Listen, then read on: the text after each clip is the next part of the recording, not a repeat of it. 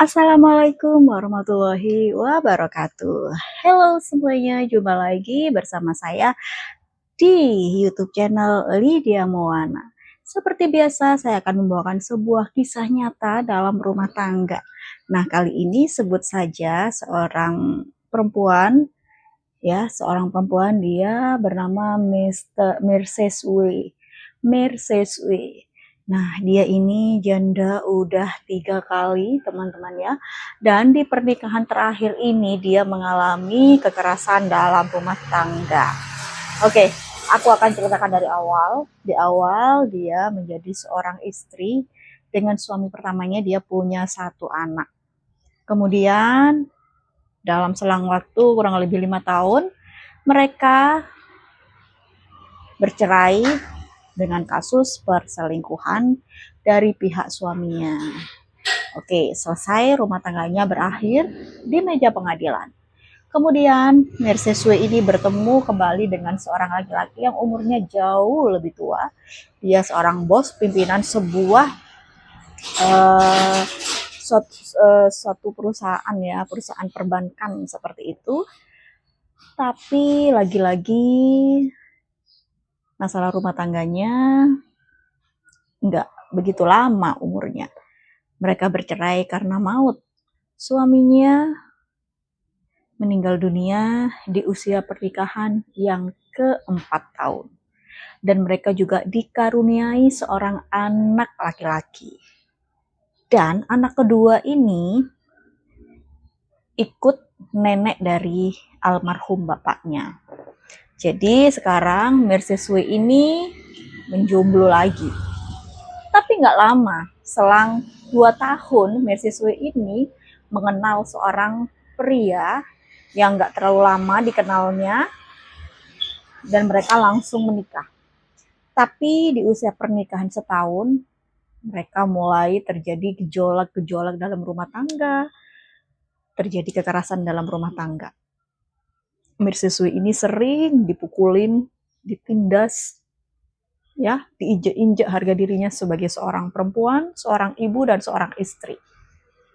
Niatnya dari awal Mrs. W ini menikah untuk terakhir kalinya, karena dia yakin si laki-laki ini adalah laki-laki yang bertanggung jawab seperti suami keduanya. Cuman suami kedua ini dipisahkan oleh maut. Sangat idaman sekali untuk suami keduanya, tapi lagi-lagi belum berjodoh dan dipisahkan oleh maut. Dan dengan suami ketiga ini, Mrs. W ini benar-benar mengulangi masa-masa awal dia menikah. Dia disakitin, entah itu berupa verbal, fisik, jadi benar-benar tersiksa. Akhirnya Mrs. W ini memutuskan untuk kembali bercerai. Kenapa nih alasan terbesar Mrs. W ini menceraikan suami ketiganya? Di sini yang bucin itu Mrs. W ya. Dia tuh bucin banget sama suaminya. Ya wajarlah seorang istri yang mencintai suaminya ada perhatian, mungkin berlebihan atau curiga, cemburu, itu biasa. Mungkin di sini laki-lakinya menjadikan semua itu adalah beban bagi dia. Rasa cemburu dari istrinya dijadikan beban. Rasa manja dari istrinya dijadikan beban. Jadi laki-lakinya ini gak sabaran, tiba-tiba main aja gitu ya, main tonjok, main tendang, main culet. Nah, gak kuat di sini Mrs. W. Meskipun anaknya masih kecil, tapi dia lebih memilih kewarasan mentalnya. Akhirnya dia berani untuk berpisah, bercerai dari suami ketiganya ini. Lagi-lagi ada 3 anak dari suami yang berbeda-beda. Jadi semuanya anak pertama nih. Dan anak itu dibawa oleh Mrs. W. Tapi bergantian ya, dibawa oleh Mrs. W seminggu, dibawa lagi ke rumah neneknya, ibu dari bapaknya ini yang ketiga, suami ketiga, 1 minggu. Jadi bergantian seperti itu. Dan endingnya sekarang Mrs. W jomblo. Nah, di saat menjomblo ini, entah itu rasa dia trauma, atau balas dendam, atau masih ada kecewa sama laki-laki, dia bukannya menutup hati, tapi dia membuka selebar-selebarnya hatinya untuk semua pria, siapapun itu tanpa kecuali. Nah, salahnya di sini nih. Dia itu cantik, putih, perawatan lah ya, tapi semua laki-laki masuk. Alasannya apa? Uang, duit, money. Ketika ada uang, abang disayang, nggak ada uang, abang ditendang.